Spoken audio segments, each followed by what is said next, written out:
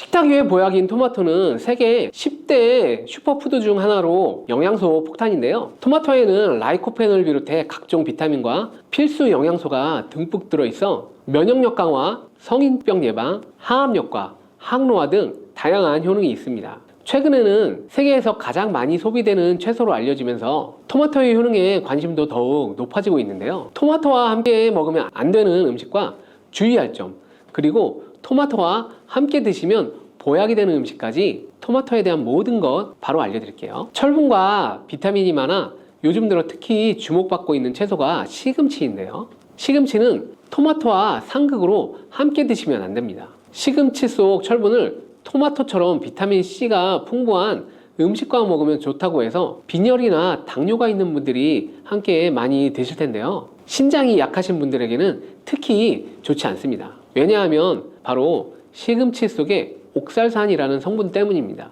옥살산이 혈액 속 칼슘과 결합하게 되면 작고 뾰족한 결정 모양으로 체내에 쌓여 결석을 만들게 됩니다. 그렇게 되면 근육통과 근육 경련뿐만 아니라 심하면 신장 결석을 유발시킬 수 있습니다. 또한 시금치의 철분이 토마토의 라이코펜 흡수를 방해하는 작용도 일어날 수 있습니다. 토마토가 슈퍼푸드로 손꼽히는 이유가 바로 라이코펜 성분 때문인데요. 라이코펜은 강력한 항산화 작용으로 몸속 산화 스트레스와 염증을 줄여주고 암을 예방하는 놀라운 성분입니다. 또한 라이코펜은 폐암, 전립선암, 유방암과 결장암 등의 다양한 암 예방에 엄청난 효과가 있다고 하며 혈관을 건강하게 해주고 동맥경화와 심혈관 질환의 예방에 탁월합니다. 오하이오주 주립대학의 연구에 따르면 토마토를 시금치와 함께 드시면 이 기적의 성분인 라이코펜 흡수율이 무려 50%나 감소된다고 하니 토마토와 시금치를 함께 드시지 않는 것이 좋습니다.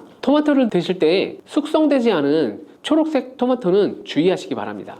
숙성되지 않은 덜 익은 토마토에는 솔라닌이라는 독성 물질을 함유하고 있습니다. 솔라닌은 식물이 해충이나 질병으로부터 스스로를 보호하기 위해 생성되는 자연 방어 물질인데 감자의 싹에 많이 들어있는 독성 물질입니다. 이 솔라닌을 섭취하게 되면 복통, 구토, 현기증, 두통, 심하면 마비 등의 증상이 나타날 수 있으니 주의하시기 바랍니다. 그리고 토마토 요리를 할 때 한 가지 주의할 점은 단맛을 좋아하시는 분들이 간혹 설탕을 첨가해 드시게 되는데요. 설탕만은 꼭 피해 주시기 바랍니다. 설탕은 토마토의 영양 성분을 파괴하기 때문에 건강을 위해 드신 토마토가 아무 소용이 없게 됩니다. 그리고 설탕이 몸속에 들어오게 되면 설탕을 분해하기 위해 비타민 B가 사용되는데요. 비타민 B는 피로를 감소시키고 뇌의 활동을 활성화시키는데 도움을 주는 아주 중요한 영양 성분입니다. 토마토에 함유된 비타민 B가 설탕 때문에 체내 흡수율이 감소하게 되고 설탕으로 인해 혈당이 상승하며 혈관 내 염증 수치가 올라가게 됩니다. 이렇게 되면 기억력의 중추인 해마를 위축시켜 혈관성 치매 위험을 높이고 고혈당성 당뇨를 넘어 정말 과도하게 장기간 드시게 되면 암이 발생할 가능성이 높아지게 되어 토마토의 항산화 효과를 전혀 누릴 수 없게 되는 것이죠. 혹시 토마토 케찹 많이 사용하시나요? 달콤살콤한 맛이 좋아 계란 후라이에 뿌려 먹기에도 좋고 다양한 요리에 사용하는 토마토 케첩도 우리 몸에 독이 된다는 사실 알고 계셨나요? 실제로 케찹 한 스푼에 설탕이 약 4g 정도 들어있는데 이는 시중에 판매되는 초콜릿에 들어있는 설탕보다 많은 양입니다. 이뿐 아니라 케첩의 영양 성분을 살펴보면 상과당, 소금, 합성 착색료, 향신료 등 수많은 감미료와 식품 첨가물이 들어있습니다.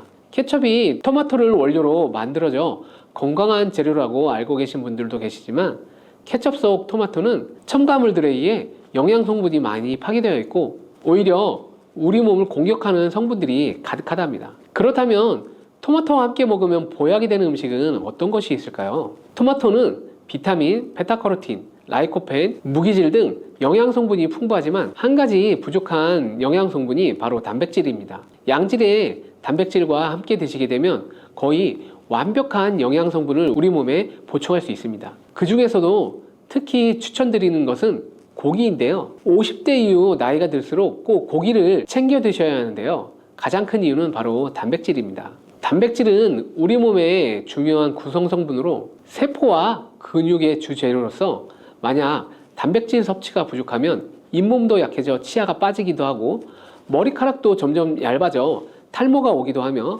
면역세포를 충분히 만들어내지 못하게 됩니다.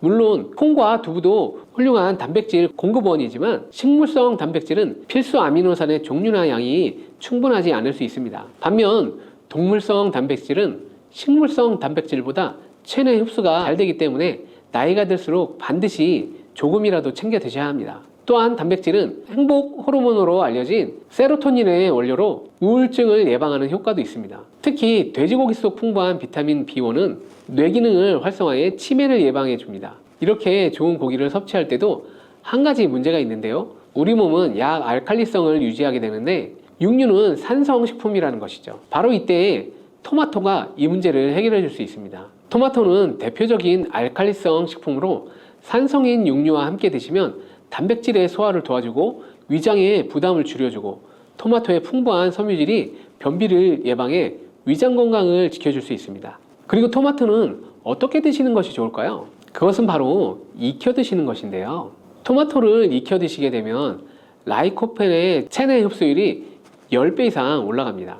88도의 온도로 2분간 조리를 하면 라이코펜의 흡수율이 6% 상승하고 15분간 조리하면 17%, 30분간 조리하여 섭취하면 35% 라이코펜의 흡수율이 상승하는 것으로 알려져 있습니다. 이렇게 되는 이유는 토마토에 열을 가하게 되면 세포벽이 파괴되면서 라이코펜이 쉽게 용해되기 때문입니다. 이렇게 익히게 되면 토마토의 비타민이 파괴되지 않을까 염려되지 않나요? 걱정하지 않으셔도 됩니다. 다른 채소와는 달리 토마토의 비타민 A, 비타민 C는 가열을 할 때 오히려 19% 증가하는 것으로 밝혀졌습니다. 익혀 드실 때 한 가지 더 알고 드시면 좋은데요. 그것은 바로 기름에 조리를 하면 좋다는 것입니다. 라이코펜은 지용성 영양 성분으로 기름에 조리하게 되면 체내 흡수율을 더욱 높일 수 있게 됩니다. 토마토 요리를 드실 때 오메가3의 함량이 높은 올리브유와 함께 드시는 것을 추천해 드립니다. 올리브유 속 불포화 지방산인 올레산은 우리 몸에 해로운 LDL 콜레스테롤을 줄여주고 산화를 막아주고 혈관과 신장을 보호해주고 몸에 이로운 HDL 콜레스테롤의 효율을 높여줍니다. 또한 올리브유의 항산화 성분인 폴리페놀이 토마토의 라이코펜과 함께 시너지 효과를 내어 최고의 항암 음식이 된답니다. 들기름도 참 좋은데요. 들기름으로 조리하실 때는 주의할 점이 오랫동안 가열하게 되면 산패되어 오히려 건강에 해로울 수 있으니 토마토를 볶을 때 마지막에 넣거나 다 볶은 후에 들기름을 곁들여 드시길 바랍니다. 토마토의 라이코펜은 껍질의 함량이 과육보다 5배가 높기 때문에 토마토의 껍질까지 함께 드시는 것이 좋습니다. 같은 중량이라면 일반 토마토보다는 방울토마토가 더욱 좋은데요. 그 이유가 바로 껍질 때문이죠. 같은 중량일 때 일반 토마토보다 방울토마토의 껍질이 훨씬 많기 때문이죠. 이때 당근과 함께 드시면 시너지 효과가 폭발하게 되는데요. 토마토에는 라이코펜이 있다면 당근에는 베타카로틴이 있습니다. 당근의 특성도 토마토와 비슷한데요. 익혀서 드실 때 영양성분 흡수율이 올라가고 베타카로틴 역시 지용성 성분이기 때문에 기름과 함께 섭취할 때 체내 흡수율을 높일 수 있습니다. 그리고 주목할 것은 당근과 토마토를 아침 공복에 먹을 때 최고의 항암 식품이 될 수 있습니다. 토마토 당근 주스를 만들어 드시면 공복에도 부담 없이 정말 좋은데요. 만드는 방법도 정말 간단합니다. 토마토와 당근을 적당한 크기로 잘라 올리브유에 살짝 익혀서 믹서기에 넣고 물 한 컵 정도 넣고 갈아서 드시면 됩니다. 취향에 따라 소금을 약간 넣으셔도 됩니다. 이렇게 만든 당근 토마토 주스는 암 예방뿐 아니라 혈관을 건강하게 하는데 탁월한 효능을 발휘하며 면역력 강화와 피부 미용에도 효과가 정말 좋습니다. 토마토는 소금과 잘 어울리는데요. 토마토에는 콜라겐 생성에 필수적이고 암과 싸워주는 비타민C가 매우 풍부한데 소금과 함께 드시면 비타민C와 라이코펜의 흡수율이 높아지게 됩니다. 문제는 토마토의 비타민C는 공기 중에 산소와 만나면 쉽게 산화된다는 것인데요. 이때 토마토를 자른 단면에 소금을 살짝 뿌려주면 토마토의 얇은 막을 씌워줘 비타민C의 산화를 억제해 줄 수 있습니다. 소금이 걱정이시겠지만 토마토에는 혈압을 낮추고 심혈관 질환의 발병률을 줄여주는 칼륨이 매우 풍부하게 들어있기 때문에 칼륨이 나트륨을 배출해주어 오히려 세포와 에너지의 대사가 원활해지는 효과가 있습니다. 또 토마토와 함께 드시면 좋은 식품으로는 계란을 빼놓을 수 없죠. 완전식품의 대표주자 계란에는 단백질이 풍부하지만 비타민 C와 식이섬유가 부족한데 이를 토마토가 보충해주며 토마토에 부족한 단백질을 계란이 보충해주어 함께 섭취할 때 좋은 시너지 효과를 낼 수 있습니다. 토마토의 라이코펜도 계란과 함께 섭취할 때 체내 흡수율이 높아지며 항산화 효과와 면역력 강화에도 높은 효과를 누릴 수 있습니다. 토마토와 계란은 함께 볶아서 드시면 되는데요. 만드는 방법도 알려드릴게요. 먼저 계란을 풀어 달궈진 팬에 넣고 스크램블을 만들어 줍니다. 만든 스크램블은 접시에 옮겨 놓고 팬에 올리브유를 넣고 다진 파를 볶아 파기름을 내어줍니다. 그리고 적당한 크기로 자른 토마토를 넣고 잘 볶아주다가 마무리될 때 접시에 옮겨놨던 스크램블을 넣고 조금 더 볶아주면 끝입니다. 정말 간단하죠? 취향에 따라 간장이나 굴소스 같은 조미료를 기호에 따라 살짝 첨가해 주셔도 됩니다. 이렇게 토마토 계란 볶음은 아침 공복에 드시면 소화도 잘 될 뿐만 아니라 풍부한 영양 성분과 계란의 포만감으로 다이어트에도 정말 좋은 음식이 됩니다. 브로콜리도 참 좋은데요. 브로콜리는 토마토와 함께 세계 10대 슈퍼푸드에 들어가는 채소입니다. 토마토가 전립선암에 좋다고 했는데 브로콜리와 함께 섭취하게 되면 효과는 더욱 증가된다는 연구 결과도 있습니다. 또한 브로콜리는 토마토의 영양 성분 흡수율을 높여주며 혈압을 조절해주고 동맥경화를 예방하는 데에도 도움을 준다고 합니다. 또 아보카도라는 과일 알고 계시죠? 아보카도 또한 토마토와 함께 드시면 좋은 음식인데요. 아보카도에는 불포화 지방산이 풍부하여 토마토의 라이코펜 성분을 흡수하는 데 도움을 줍니다. 아보카도에는 루테인, 제아잔틴 같은 카로티노이드 성분이 풍부하여 눈 건강을 증진시키는데 효과를 발휘합니다. 갈증이 날 때 시원한 오이 하나 드시면 갈증이 싹 사라지는 경험 해보셨나요? 그런 오이가 건강에도 좋다는 사실 혹시 알고 계신가요? 그리고 오이를 잘만 먹으면 당뇨, 고혈압, 치매 같은 심혈관 질환을 예방하는데 아주 좋다는 사실 혹시 모르셨죠? 이런 오이도 함께 먹는 음식에 따라 오히려 건강을 해치는 독이 될 수도 있습니다. 오이의 효능과 함께 먹으면 독이 되는 음식, 그리고 함께 먹으면 보약이 되는 음식에는 어떤 것이 있는지 모두 알려드릴게요. 우리 식탁에 반찬으로 많이 올라오는 오이지만 함께 드시면 오히려 해가 되거나 영양 성분을 제대로 흡수하지 못하게 하는 그런 음식들이 있습니다. 첫 번째는 바로 당근입니다. 당근과 오이를 함께 먹으면 안 된다고 하니 놀라셨나요? 오이와 당근은 김밥에 항상 같이 넣기도 하고 다른 반찬에 같이 조리할 때도 많은데요. 하지만 오이와 당근을 함께 드시면 좋은 영양소를 흡수하지 못하게 됩니다. 오이의 95%는 수분이고 나머지 5%에는 다양한 비타민과 식이섬유, 무기질 등이 함유되어 있는데요. 오이 한 개에 함유되어 있는 비타민 C의 양은 하루 권장 섭취량의 15%로 많은 양이 들어 있습니다. 비타민 C는 대표적인 항산화 물질로 활성산소를 제거하여 노화를 막아주고 피로 회복과 면역력을 높여주는데 탁월한 효능을 발휘하는 성분입니다. 이뿐만 아니라 콜라겐의 생성을 돕고 피부를 맑게 만드는데 도움을 주는 성분도 있는데요. 혹시 짐작이 가시나요? 그것은 바로 오이 껍질에 있는 엽록소예요. 그런데 이렇게 좋은 오이 속의 비타민 C를 당근과 함께 드시면 하나도 몸에 흡수할 수가 없습니다. 당근에 들어있는 아스코르비나아제라는 효소가 비타민 C를 파괴하기 때문인데요. 다만 한 가지 방법이 있긴 해요. 따로 먹는 것이 최선이지만 오이와 당근을 꼭 함께 드셔야만 하는 그런 상황이라면 이 방법을 사용하시면 좋습니다. 당근을 약한 열에 살짝 볶아주시거나 레몬즙을 조금 뿌려서 드시면 되는데요. 당근의 아스코르비나아제라는 효소가 열과 산성에 약하기 때문이에요. 한 가지 기억하실 것은 오이의 비타민은 껍질 부분에 가장 많이 들어있기 때문에 반드시 껍질까지 함께 드시기 바랍니다. 두 번째로 오이와 함께 드시면 안 되는 음식은 바로 바나나예요. 수분이 많은 대신 칼로리가 낮은 오이, 그리고 풍부한 식이섬유로 포만감을 높이는 데 도움이 되는 바나나는 다이어트 식품으로 요즘 인기가 많아지고 있는데 많은 분들이 오이와 바나나를 함께 드시는데 당근과 마찬가지로 바나나는 오이와 함께 드시면 문제가 생깁니다. 오이에는 심장과 혈관 건강에 좋은 영양소가 풍부하게 함유되어 있는데 소금, 나트륨을 드시면 고혈압이 발생할 위험이 높아지고 혈관 건강에 나쁘다는 사실은 알고 계시죠. 그렇기 때문에 나트륨의 섭취량을 줄이는 것이 매우 중요한 건데요. 그리고 이미 섭취한 나트륨을 몸 밖으로 배출시켜 주는 것도 매우 중요한 요소 중에 하나이죠. 그 역할을 해주는 것이 바로 그 칼륨이라는 성분인데요. 오이에는 다양한 영양소뿐 아니라 칼륨도 많이 들어 있습니다. 오이에 풍부한 칼륨이 그 혈관을 확장시켜주고 나트륨뿐만 아니라 노폐물까지 원활하게 잘 배출시켜주는 역할을 해줍니다. 이런 효능으로 그 오이만 잘 드셔도 고혈압, 고지혈증뿐만 아니라 동맥경화, 뇌졸중과 같은 그 심혈관 질환을 예방하는 데 많은 그 도움을 받을 수 있습니다. 그런데 문제는 바로 바나나에도 칼륨의 함량이 상당히 높다는 것인데요.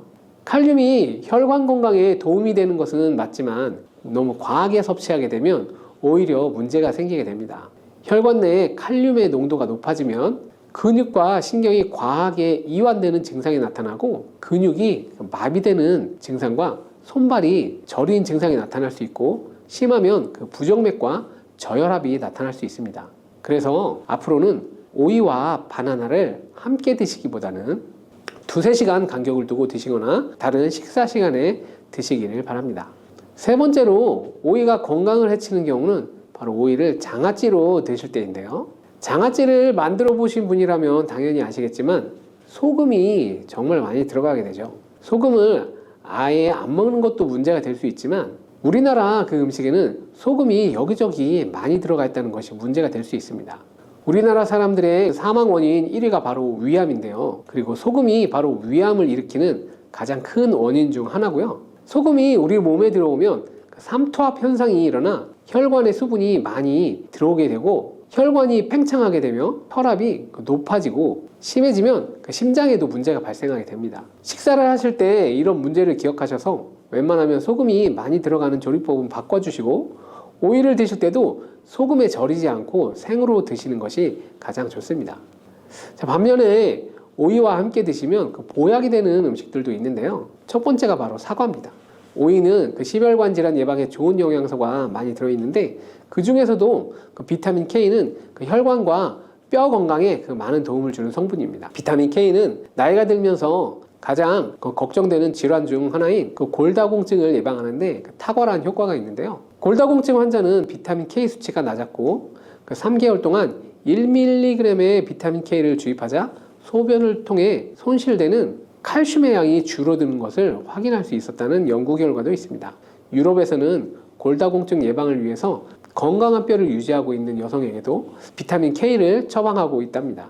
골다공증 예방과 더불어 그 비타민 K는 지혈을 해주는데 탁월한 효과가 있고 콜레스테롤을 배출시켜주어 심혈관 질환을 예방하여 혈관 내 노폐물을 배출시켜 동맥경화도 방지해 주는데 도움을 줄 수 있습니다. 이때 오이와 사과를 함께 드시면 비타민 K가 사과에 함유된 수용성 식이섬유인 팩틴과 만나 그 혈관을 더욱 건강하게 만들어줍니다. 또한 혈당이 낮아지고 혈관이 깨끗해지고 건강해지기 때문에 각종 혈관 질환과 그 암세포의 증식을 막아주는 효과도 누릴 수 있습니다. 오이는 그 당뇨를 예방하는 데에도 뛰어난 효능을 발휘하는데요. 영양학회지에 발표된 그 연구 내용을 살펴보면 제2형 당뇨병 환자를 대상으로 한 실험에서 4주 동안 오이 300g 정도를 섭취하도록 했을 때 공복 혈당과 그 당화혈색소 수치가 낮아지는 결과를 확인할 수 있었습니다. 오이와 함께 드실 때 당뇨에 좋은 음식이 하나 더 있는데요. 바로 그 땅콩 버터입니다. 땅콩 버터를 말씀드리면 보통 그 빵에 발라먹는 그 달달한 잼 같은 것을 생각하시는 분들이 많은데요. 땅콩에는 불포화지방산과 식이섬유 그리고 단백질이 풍부하여 혈당을 안정시키고 그 포만감을 주는데 도움을 줍니다. 특히 땅콩 버터의 불포화지방산은 인슐린 저항성을 개선해주는 효과가 있는 것으로 알려져 있습니다. 이런 땅콩 버터와 식이섬유가 풍부한 오이를 함께 드시게 되면 혈당 상승을 더욱 억제해주고 장 속 노폐물도 배출시켜 주는데 도움을 주어서 좋은 장내 환경을 만들어 줄 수 있습니다. 주의하실 점은 시중에 판매되는 땅콩 버터에는 그 설탕과 다른 첨가물이 들어간 경우가 많기 때문에 땅콩 100%로 만든 땅콩 버터를 드셔야 합니다. 오이와 함께 드시면 보약이 되는 다른 음식은 바로 배가 있습니다. 햇빛에 피부가 걸리면 오이를 얇게 썰어서 오이팩을 하시잖아요. 열을 내려주는 효과가 있기 때문인데요. 실제로 오이에는 부종을 가라앉히거나 화상을 치료할 때 사용되기도 합니다. 그런데 이런 좋은 점도 있지만 과하게 많이 먹을 경우엔 부작용이 나타날 수 있는데요. 차가운 기운이 그 소화기관에 영향을 주게 되면 소화를 방해해 소화불량이 생길 수 있습니다. 이때 배와 함께 드시면 도움이 될 수 있는데요. 배에는 디아스타제라는 천연 소화 효소가 많이 들어있어서 소화를 원활하게 하는데 도움을 줄 수 있습니다. 또한 위장 건강에 도움이 되는 성분인 팩틴을 함유하고 있어 위장의 점막을 보호하고 위장의 기능을 개선하는데 도움을 줄 수 있습니다. 다음으로 오이와 함께 먹으면 보약이 되는 음식은 바로 식초입니다. 요즘 오이에 있는 피세틴이라는 성분 때문에 치매 예방 효과가 있는 것이 알려졌는데요. 이 피세틴은 뇌를 건강하게 하여 치매를 예방하고 암세포를 억제하는 데에도 도움을 줄 수 있습니다. 또한 피세틴은 뇌신경세포를 보호하여서 기억력을 향상시키고 뇌세포의 노화를 방지하는 효능도 있습니다. 오이에는 쿠커비타신이라는 성분도 풍부한데 오이의 꼭지 부분에 특히 많이 함유되어 있고 쓴맛을 내기 때문에 버려지는 경우가 많은데요. 이 성분은 활성산소를 제거할 뿐만 아니라 암세포의 발생과 성장을 억제하는 데 탁월한 효과가 있습니다. 이뿐만 아니라 간에 쌓이는 독성을 해독하는 효과가 강력해 간암과 전립선암 예방에도 효과적인 것으로 알려져 있습니다. 우리 몸은 산도가 높을 때 독소가 생기고 혈관 내에 염증이 생기게 되는데요. 오이는 대표적인 알칼리성 식품이기 때문에 오이는 우리 몸이 산성화되는 것을 막아주고 혈관 내 염증을 예방해주는 효과가 있어요. 이러한 오이의 알칼리성을 더욱 극대화시켜주는 것이 바로 식초인데요. 식초는 오이의 비타민C가 우리 몸에 흡수될 수 있도록 도와줄 뿐만 아니라 산성화된 혈관을 중화시켜 건강한 상태로 유지하는 데 도움을 주게 됩니다. 또한 오이의 찬 성질은 식초와 함께 드시면 식초의 따뜻한 성질이 균형을 맞춰주어서 부담 없이 드실 수 있습니다. 그리고 식초와 오이를 함께 드시면 내장 지방을 분해해 배출하여 다이어트 하는 데에도 많은 도움을 받을 수 있습니다. 오이는 낮은 칼로리와 높은 소분 함량으로 인해서 오이를 먹었을 때 얻은 칼로리보다 소화시키는 데 더 많은 칼로리가 소모되어서 이런 이유로 오이는 마이너스 칼로리 식품이라는 별명을 갖고 있기도 합니다. 한국식품의약품안전처에서 오메가3에 관해 발표한 적이 있습니다. 2024년 1월 16일부터 오메가3가 함유된 전문 의약품 등 영양제 제품의 주의사항에 심방세동 위험 증가라는 문구를 삽입해야 한다는 건데요. 아니 이게 도대체 무슨 일일까요? 오메가3가 우리 몸에 좋다고 해서 지금도 먹고 계신 분들 정말 많을 텐데요. 깜짝 놀라지 않으셨나요? 오메가3는 대표적으로 혈관을 깨끗하게 해준다고 해서 꼭 챙겨 드시는 영양제 중 하나인데요. 이런 오메가3에 어떤 문제가 있어서 식품의약품안전처에서 이런 조치를 취했는지 그 내용을 정확하게 알려드릴게요. 그리고 오메가3에는 어떤 효능이 있는지, 그리고 어떤 부작용이 있는지, 그리고 요즘 오메가3를 먹어도 아무 소용이 없다는 소문이 있는데 정말 그런 것인지에 대해서도 알아보겠습니다. 오메가3를 판매하는 우리나라 제약회사 총 59개사의 93개 품목에 심방세동 위험 증가라는 문구를 제품 주의사항에 추가하라고 식약처에서 명령했어요. 이렇게 된 이유는 먼저 유럽 의약품청이 오메가3로 인한 심방세동 부작용의 가능성을 공식적으로 인정한 여파 때문인데요. 심방세동은 심장의 심박 내에서 발생하는 빠르고 불규칙한 전기 신호인데 가장 흔한 부정맥의 한 종류입니다. 이 심방세동이 나타나게 되면 심장 내의 혈액에서 응고된 핏덩어리인 혈전이 생길 수 있고 이 혈전이 뇌혈관으로 올라가게 되면 뇌졸중을 일으킬 수 있어요. 실제로 심방세동 환자의 30%는 일생 동안 한 번 이상의 뇌졸중을 경험한 것으로 알려져 있습니다. 뇌졸중이라니 정말 무섭죠.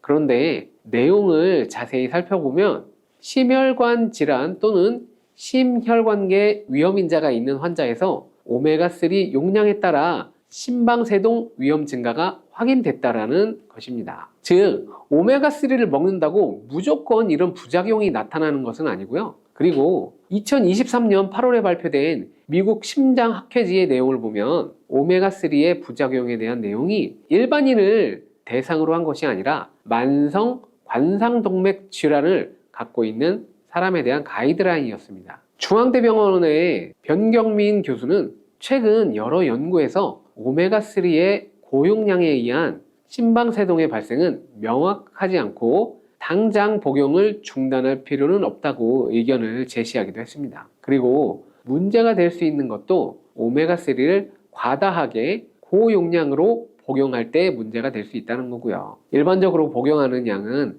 하루에 500에서 2000mg을 넘지 않는데 하루에 4000mg 이상 복용할 시에는 심방세동 위험이 발생할 수 있다는 것입니다. 이러한 내용을 바탕으로 보면 오메가3로 인한 심방세동의 부작용은 사실 아무한테나 나타나는 것이 아니라는 거죠. 언론에서 기사를 너무 자극적으로 표현을 하고 이 내용이 전달되면서 과장되거나 잘못 전달되어 오메가3는 먹으면 안 된다거나 부작용이 있으니 먹지 말라는 소문이 난 것 같습니다. 그렇다면 오메가3는 도대체 무엇이고 또 어떤 효능을 갖고 있을까요? 오메가3는 우리 몸에 반드시 필요한 성분이지만 체내에서 자체적으로는 만들어지지 않는 필수 지방산으로 불포화 지방산의 한 종류입니다. 우리 몸에서 오메가3 지방산은 세포막을 구성하는 중요한 성분인데요. 오메가3에는 많이 들어보신 DHA와 EPA 그리고 알파 리놀렌산인 ALA가 있습니다. 즉 오메가3 지방산은 하나의 성분만을 말하는 것이 아니고 비타민처럼 여러 종류가 있는 것이죠. 오메가3는 덴마크 의학자 존 다이버그가 1970년대에 그린란드의 이누이트족이 심혈관 질환에 걸리지 않는 이유를 연구하던 중에 이누이트족이 섭취하는 생선 기름에 이 오메가3 지방산이 풍부하다는 것을 발견했습니다. 그 후 미국 국립보건원이 1990년대에 오메가3 지방산이 심혈관 질환 예방에 효과가 있다는 연구 결과를 발표하면서 오메가3 지방산이 대중적으로 알려지기 시작했습니다. 스페인의 영양생리학 연구소의 알렉스 박사팀도 오메가3에 대해 연구를 했는데요. 6년 동안 무려 7,000명을 대상으로 조사를 했습니다. 그 결과 하루에 섭취하는 칼로리의 0.7% 정도를 식물성 오메가3 지방산으로 섭취한 집단이 이보다 적은 양의 식물성 오메가3 지방산을 섭취한 집단보다 유의미하게 낮았다고 발표했고요. 오메가3 지방산은 혈전 생성을 억제하는 효능이 있어서 혈전이 혈관을 막아 혈액순환을 방해하는 것을 방지할 수 있습니다. 그리고 좋은 콜레스테롤인 HDL의 수치를 높이고 나쁜 콜레스테롤인 LDL 수치를 낮추는데요. 콜레스테롤이 전부 나쁜 것은 아닙니다. HDL 콜레스테롤은 혈관을 깨끗하게 청소하는 역할을 하고 LDL 콜레스테롤은 혈관을 막아 혈액순환을 방해하는 역할을 하는 것이죠. 또한 오메가3는 염증을 억제하는 효능이 있어 혈관 내의 염증을 제거해 혈관을 건강하게 하는 데 도움을 줍니다. 그리고 오메가3는 뇌 건강에도 도움을 주는데요. 뇌세포막의 구성 성분 중 하나로 뇌세포를 보호하고 뇌 염증을 억제하며 뇌의 혈류량을 증가시켜서 뇌 기능을 향상시켜 줍니다. 또한 뇌의 신경 전달 물질의 분비를 촉진하는 역할을 하는데요. 이로 인해서 기억력, 집중력, 학습 능력 등의 뇌 기능이 개선될 수 있어요. 미국의 국립보건원의 연구진은 오메가3 섭취를 통해 편두통 발생 빈도를 줄이고 혈관 개선 효능으로 인해서 뇌혈류 장애의 질환 예방에도 도움이 되는 것으로 발표했어요. 그리고 한양대의 식품영양학과 고광훈 교수팀은 오메가3를 6개월에서 24개월 동안 장기 섭취한 사람들에게서 인지기능 영역과 인지기능 관련 바이오마커를 개선시키는 효과를 발견하고 이것이 치매를 예방하는 효과라고 발표하기도 했습니다. 오메가3는 우울증 개선에도 효과가 있는 것으로 알려졌는데요. 미국 스탠포드 대학의 연구진은 오메가3가 스트레스에 대한 저항 효과를 강화시켜주고 항산화, 항염증 작용을 통해서 뇌의 신경 전달이 원활하도록 도와주어서 우울증을 개선하는 데 도움을 준다고 발표했어요. 우울증 환자는 체내 염증 수치가 높다는 연구 결과가 많은 만큼 염증 제거를 통해서 우울증을 완화시켜주는 것이죠. 그리고 오메가3는 눈 건강에도 도움을 줄 수 있는데요. 오메가3는 눈물층의 구성 성분 중 하나인 지방층의 분비를 촉진하고 눈물의 증발을 억제하여 눈물층을 안정화시켜 건조한 눈을 예방하는 데 도움을 주게 됩니다. 그리고 앞에서 염증을 억제한다고 했잖아요. 바로 안구의 염증도 완화시켜줘 안구 건조증을 완화시키는 데에도 도움을 줄 수 있어요. 오메가3는 그 피부에도 좋은데요. 피부에 수분을 공급해주고 건조함을 방지해주어 피부를 촉촉하게 하고 피부 탄력을 개선해서 주름을 예방하는 데에도 도움을 주게 됩니다. 피부의 염증도 완화시켜 깨끗한 피부를 만드는 데에도 효능이 있다는 거죠. 그렇다면 오메가3는 언제 먹는 게 좋을까요? 오메가3는 그 지방이기 때문에 이를 흡수하려면 담즙산이 필요합니다. 담즙산은 식후 15분 이내에 분비되기 때문에 이때 오메가3를 섭취하면 흡수율을 높일 수 있어요. 공복에 오메가3를 드시면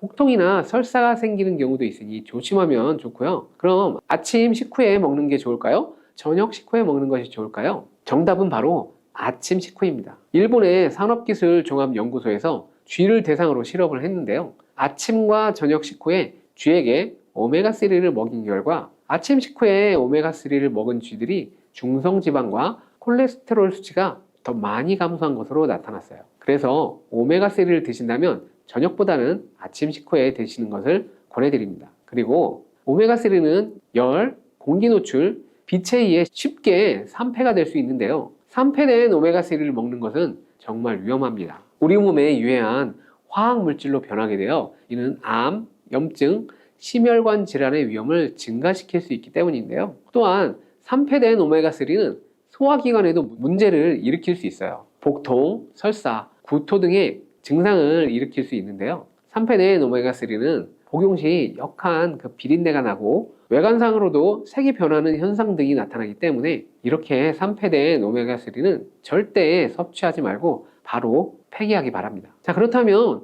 오메가3를 드실 때 주의하실 분들도 한번 살펴볼게요. 첫 번째는 당뇨나 조현병이 있는 환자입니다. 이런 분들은 알파 리놀렌산을 EPA와 DHA로 바꾸는 능력이 떨어져요. 식물성 오메가3인 알파 리놀렌산은 우리 몸에 흡수되어 효능을 발휘하려면 EPA와 DHA로 전환되어야 하는데 이렇게 전환시킬 수 없다면 오메가3를 먹어도 아무 소용이 없는 거죠. 따라서 당뇨나 조현병이 있는 분들은 식물성 오메가3보다는 동물성 오메가3인 DHA와 EPA가 풍부한 생선을 통해 섭취하는 것을 권장합니다. 두 번째는 평소에 두통이 잦거나 어지러움 증상이 있는 분들인데 오메가3가 혈액순환을 도와주고 혈관을 이완시켜 약간 혈압을 떨어뜨리는 효능이 있는데요. 이런 효능 때문에 어지러움 증상이나 두통이 좀 더 나타날 수 있기 때문에 잘 살펴보면서 드시는 것이 좋습니다.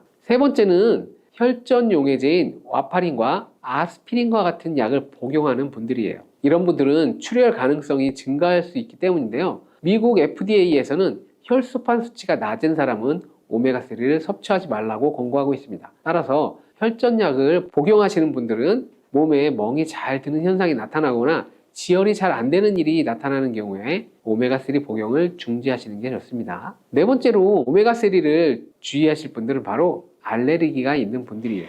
특히 해산물에 알레르기가 있는 분들인데요. 오메가3를 복용 후에 입 주변이나 눈 부위가 가렵거나 심하게 붓는 증상, 피부에 두드러기가 올라오는 증상이 나타나면 바로 복용을 중지하셔야 합니다. 혹시 숨을 쉬는 것이 불편해지는 증상이 나타나는 분들은 즉시 응급실로 가셔야 합니다. 이는 면역 반응이 과하게 나타나는 현상으로 아나플락시스라고도 하는데요. 호흡곤란이 심각해지면 사망에 이를 수도 있습니다. 다섯 번째는 임산부예요. 임산부는 출산하기 한 달 전에는 오메가3 섭취를 중지하는 것을 권장합니다. 그 이유는 출산 시에 오메가3로 인해서 혈액이 묽어져 지혈이 어려울 수 있기 때문인데요. 그래서 임신 중에는 복용하시다가 출산 전에 중지하시는 것이 좋습니다. 오메가3의 섭취는 사실 식품으로 섭취하는 것이 가장 안전하고 좋은 방법인데요. 들기름, 아보카도 오일 같은 것에도 오메가3가 풍부하게 함유되어 있으니 요리하실 때 넣어서 드셔도 좋고요. 기름만 한두 스푼 약처럼 드셔도 됩니다. 그리고 오메가3가 풍부한 등푸른 생선도 일주일에 2회 정도 드시는 것이 좋겠죠. 만약 이렇게 드시는 것이 어려운 분들은 오메가3 영양제를 통해서 섭취하시면 됩니다. 마늘이 몸에 좋다는 사실은 너무나도 잘 알고 계시죠. 그런데 이것과 함께 먹으면 암과 치매에 걸린다는 사실 알고 계셨나요? 아무리 몸에 좋은 마늘이지만 함께 먹으면 오히려 몸에 독이 되는 음식들도 있습니다. 그리고 마늘은 생마늘, 구운 마늘, 찐마늘, 절인 마늘, 흑마늘 등 먹는 방법이 정말 다양하잖아요. 이렇게 먹는 방법에 따라서도 우리 몸에 주는 효능이 다르답니다. 그리고 마늘 껍질은 대부분 먹지 않고 버리시잖아요. 마늘 껍질 오늘부터 절대 버리지 말기 바랍니다. 마늘 껍질을 왜 먹어야 하는지, 그리고 어떻게 먹어야 하는지 알려드릴게요. 자, 그럼 마늘과 절대 함께 드시면 안 되는 음식과 마늘과 함께 드시면 좋은 음식, 그리고 마늘과 마늘 껍질의 효능까지,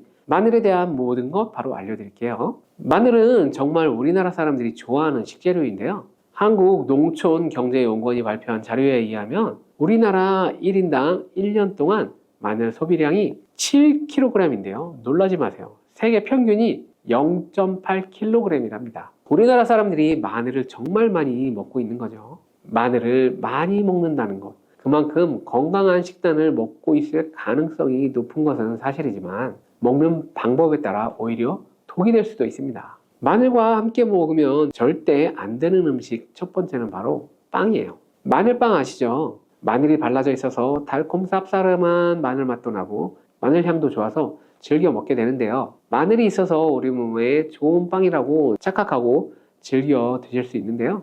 마늘빵은 절대 드시면 안 됩니다. 왜냐하면 빵의 재료인 밀가루는 탄수화물이 주 성분인데요. 이 밀가루의 고탄수화물은 소화 과정에서 당으로 분해되고 혈당 지수를 급격히 올리게 되며 이때 인슐린의 분비가 과도하게 됩니다. 이런 현상이 반복되면 체내 인슐린 저항성이 높아지고 췌장을 망가뜨려서 당뇨를 유발할 수 있는 거죠. 그리고 이 당은 우리 몸에 흡수되면서 지방으로 변하고 쉽게 살이 찌게 되어 비만을 야기할 수 있습니다. 또한 밀가루로 만든 빵을 드시면 글루텐이라는 단백질이 생성되는데 이 글루텐은 소화불량, 복통, 변비 등의 증상을 유발할 수 있어요. 이뿐만 아니라 글루텐이 몸에 들어오면 장에서 에소루핀이라는 성분이 만들어지는데 이 에소루핀은 중독성이 매우 강해서 밀가루 중독을 일으켜 빵 같은 밀가루를 과다 섭취하게 만든다는 거예요. 마늘에 아무리 많은 좋은 성분으로 항암작용, 항염증 작용을 한다고 해도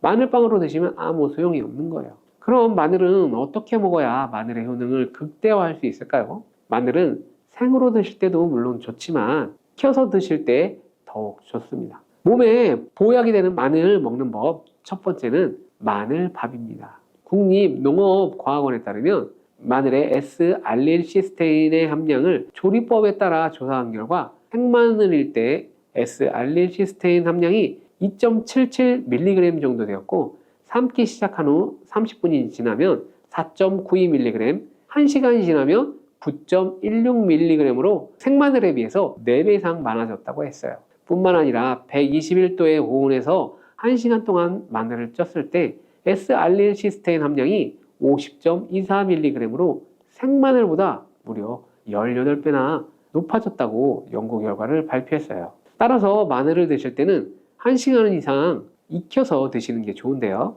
이런 방법이 번거로워 추천드리는 방법이 바로 마늘밥입니다. 밥을 할 때 마늘을 넣으면 되죠. 1인분에 마늘 3, 4알 정도씩 넣어서 밥을 하시면 됩니다. 현미가 있다면 현미를 넣은 마늘밥을 하시면 더욱 좋은데요. 현미 속에는 티아민이라는 성분이 들어있는데 마늘의 S알릴시스테인과 현미의 알리티아민 두 성분을 모두 섭취하여서 항암 효과뿐만 아니라 피로회복, 근육통 완화에도 좋은 밥이 되는 거예요.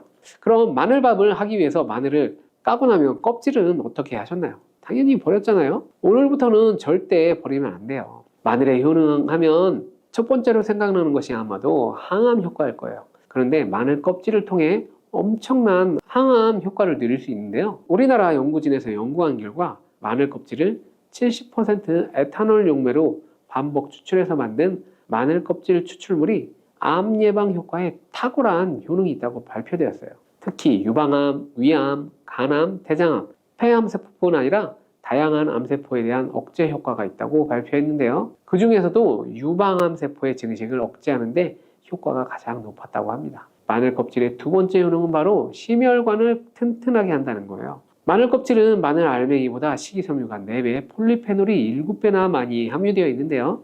식이섬유는 혈관 내에 나쁜 콜레스테롤을 흡착해 몸 밖으로 배출하는 데 도움을 주고, 항산화 성분인 폴리페놀은 콜레스테롤이 산화되는 것을 막아서 나쁜 콜레스테롤이 만들어지는 것을 방지하는 데 아주 좋은 효능을 발휘한답니다. 마늘 껍질에 함유된 알리신 성분은 혈중 지지를 낮춰서 콜레스테롤과 중성지방을 낮추는 데 효과적인 성분이에요. 이를 통해 동맥경화를 방지하는 데 도움을 주고 심혈관 질환을 예방하는 데 좋은 성분인 것이죠. 또 마늘 껍질을 말려 분말로 만들어 음식에 넣어 드시면 비만을 막아주는 효과를 볼 수 있는데요. 식이섬유가 풍부해서 지방의 흡수를 막고 나쁜 지방을 배출하는 데에도 탁월한 효능이 있어요. 뿐만 아니라 체내 지방의 대사를 촉진하여서 지방 분해가 빠르게 일어나 체지방을 제거하는 데 아주 효과적입니다. 그리고 마늘 껍질을 분말로 드시는 방법 말고도 차로도 드시는 방법이 있는데요. 마늘차 우리는 방법을 알려드릴게요. 마늘 껍질을 깨끗하게 씻어 말린 다음에 기름을 두르지 않은 팬에 마늘 껍질을 넣고 볶아 수분을 없애줍니다. 이렇게 하는 이유는 수분을 없애주는 것도 있지만 마늘 껍질에 열을 가하게 되면 항산화 성분인 폴리페놀과 플라보노이드 성분이 증가하기 때문입니다. 이렇게 수분을 없앤 마늘 껍질을 냉동실에 보관하셨다가 드실 때 끓는 물에 소주 반컵을 넣고 물 1리터, 마늘 껍질 15g 정도를 넣고 끓여주면 됩니다. 이렇게 끓인 마늘 껍질차를 따뜻하게 드셔도 되고 냉장고에 넣어 보관했다가 시원하게 드셔도 괜찮습니다. 마늘이 몸에 좋다고 해요. 꿀에 재워서 드시는 분들 계시지 않나요? 물론 꿀마늘이 몸에 좋은 분들도 계시지만 꿀과 마늘은 절대 함께 드시면 안 되는 분들도 계세요. 식품 비방이라는 문헌에 보면 꿀과 마늘은 함께 먹으면 안 된다라고 적혀 있는데요. 그 이유는 꿀과 마늘은 둘 다 열을 내는 뜨거운 음식이기 때문이에요. 꿀과 마늘을 함께 먹게 되면 체질이 맞지 않는 경우에 부작용이 클 수 있기 때문인데요. 체질에 맞지 않는 분들이 이 꿀마늘을 드시게 되면 눈의 충혈이 잦아지고 노화가 빨라질 수 있어요. 돋보기를 빨리 쓰게 될 수도 있다는 것인데요. 또한 두통이 생기고 피부에도 트러블이 생기는 부작용이 있을 수 있으니 꼭 기억하시기 바랍니다. 또한 당 섭취에 주의하셔야 하는 당뇨, 고지혈증을 갖고 계신 분들이나 암 환자분들은 절대 꿀마늘을 드시면 안 됩니다. 그렇다면 마늘을 또 어떻게 드시는 것이 좋을까요? 바로 다양한 쌈채소와 함께 드시는 것을 추천드립니다. 마늘의 매운맛을 내는 알리신 성분이 혈관을 건강하게 하여서 암을 예방하고 쌈채소를 통해 다양한 비타민과 무기질을 섭취하며 풍부한 항산화 물질도 섭취해 활성산소를 제거하고 혈관을 깨끗하게 노화를 방지하고 활력이 넘치는 건강한 몸이 될 수 있는 건데요. 그런데 마늘을 반찬으로 만들어 드실 때 절대 드시면 안 되는 것이 있어요. 그것은 바로 마늘장아찌입니다. 아니 왜 마늘장아찌가? 라고 의문이 생기는 분들 계시죠? 모든 마늘장아찌가 안 되는 것이 아니라 바로 설탕이 많이 들어간 마늘장아찌는 만들어 드시면 안 됩니다. 시중에 판매되는 마늘장아찌에는 설탕이 많이 들어가 있을 가능성이 높기 때문에 절대 사드시지 말고요. 몸에 좋은 마늘도 설탕과 함께 먹으면 오히려 독이 되는데요. 설탕이 많이 함유된 마늘장아찌를 드시게 되면 혈당이 급격히 오르고 인슐린 저항성이 높아지며 혈액 속에 중성지방이 많아져서 혈액을 끈적끈적하게 만들게 됩니다. 또한 설탕을 많이 섭취하게 되면 뇌에서 기억력을 담당하는 그 해마의 크기를 줄어들게 해서 기억력을 감퇴시키고 나아가 치매를 일으킬 수도 있습니다. 집에서 마늘장아찌 담가 드실 때는 설탕을 넣지 말고 건강한 식재료만을 사용하시는 것이 좋겠습니다.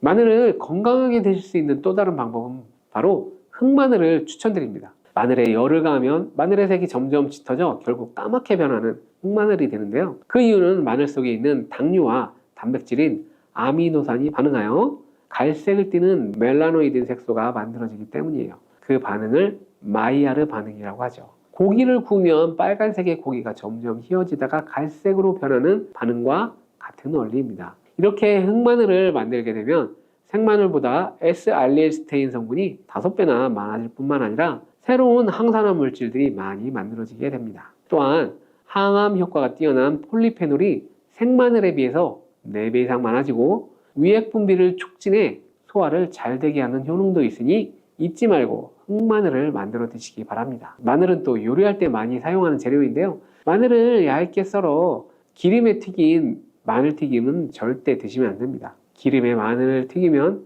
마늘 향도 좋고 마늘의 매운맛은 없어지고 단맛은 높아져서 남녀노소 좋아하는 식재료가 되는데요. 뜨거운 기름에 튀긴 마늘은 우리 몸에 좋은 항산화, 항암 물질들은 파괴되고 몸에 안 좋은 탄수화물만 남는 음식이 됩니다. 마늘을 튀길 때 사용하는 기름은 오메가6 지방산이 많은 식용유를 사용하게 되는데요. 이런 기름을 많이 먹게 되면 몸 안에 지방산 불균형이 일어나 염증 수치가 높아질 수 있습니다. 또한 튀긴 마늘을 섭취하게 되면 당독소 또한 높아져 결국 우리 몸에 인슐린 저항성이 높아지는 악영향을 주는 것이죠. 만약 기름에 튀긴 마늘을 드시고 싶다면 한 가지 방법이 있는데요. 그것은 올리브유를 사용하시고 불을 오래 가열하지 말고 살짝만 가열하여서 마늘도 튀기듯이 오래 하지 말고 살짝만 익혀서 드시면 향도 좋고 맛도 좋은 마늘을 드실 수 있습니다. 올리브유를 이용한 마늘을 드시는 방법 한 가지 더 알려드릴게요. 그것은 올리브유에 마늘을 재워서 드시는 방법인데요. 먼저 마늘을 끓는 물에 넣어 5분 정도 데쳐주시고요. 소독된 병에 마늘을 담고 올리브유를 가득 담아줍니다. 이때 통후추를 조금 넣어주시면 풍미를 더욱 높일 수 있습니다. 올리브유와 마늘이 만나 항산화 성분, 항암 물질이 극대화되어서 혈관을 튼튼히 하고 혈전의 생성을 막고 혈류를 원활하게 하여서 치매를 예방하고 심장마비와 뇌졸중까지 예방할 수 있는 보약이 되는 것이죠. 이렇게 만든 마늘 올리브유 절임은 반찬으로 드셔도 되고 생선 요리를 할 때 이 마늘을 으깨서 생선에 발라주면 생선 비린내를 잡아줄 뿐만 아니라 마늘과 올리브유의 풍미가 더해져서 더욱 맛있는 요리가 될 수 있습니다. 참고하시기 바랍니다. 이렇게 좋은 마늘도 드실 때 주의하셔야 할 분들이 계신데요. 마늘의 효능 중 혈전을 제거하고 혈류를 원활하게 하는 효능이 있었잖아요. 그런데 이 효능이 혈액을 묽게 만들기 때문인데요. 이미 와파린, 아스피린 같은 혈전 용해제를 복용하시는 분들이 마늘을 많이 드시게 되면 상처가 났을 때 피가 잘 멈추지 않을 수 있으니 주의하시기 바랍니다. 또한 평소 위염이나 위궤양이 있어서 위가 안 좋으신 분들은 마늘의 알리신 성분이 위점막을 자극하여 증상이 악화될 수 있으니 주의하시기 바랍니다. 그리고 과민성 대장 증후군이 있는 분들도 마늘을 많이 드시게 되면 복통이 일어날 수 있으니 마늘은 조금만 드시기 바랍니다.